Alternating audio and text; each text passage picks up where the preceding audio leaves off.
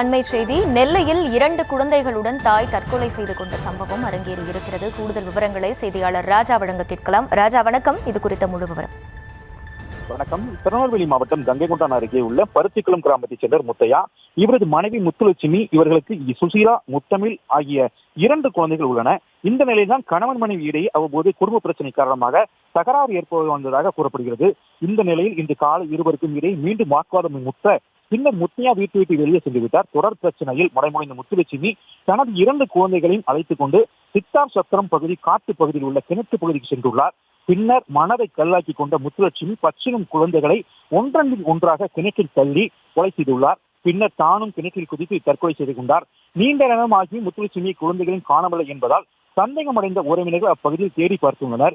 அப்போது முத்துலட்சுமியின் செருப்புகள் கிணற்றின் அருகே கிடந்துள்ளது தெரிய வந்துள்ளது. இதனால் குழந்தைகளுடன் அவர் தற்கொலை செய்து கொண்டதை அறிந்த உறவினர்கள் கங்கைகொண்டான் போலீசாருக்கு தீயணைப்புத் துறையினருக்கும் தகவல் தெரிவித்தனர். ஆனால் வருவதற்கு முன்பே சிறுமிகள் 2 பேரும் இறந்த நிலையில் அவர்கள் சடலங்கள் தண்ணீரில் இருந்து கொண்டிருந்தது. உடனடியாக தீயணைப்புத் துறையினர் கிணற்றுக்குள் குதித்து 2 குழந்தைகளின் உடலை மீட்டனர். பின்னர் முத்துலட்சுமி உடலை தேடி கண்டுபிடித்து கரைக்கு கொண்டு வந்தனர். ஒரே குடும்பத்தைச் சேர்ந்த 3 பேர் சடலமாக மீட்கப்பட்டதை பார்த்து அங்கிருந்த உறவினரின் கிராம மக்கள் கதறி எழும் காட்சி பார்ப்போரை நீக்கப்பட்டது.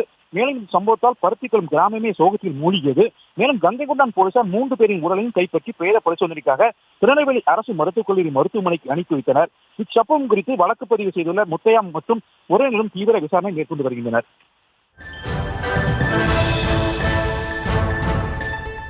முழு விவரங்களுக்கு நன்றி ராஜா.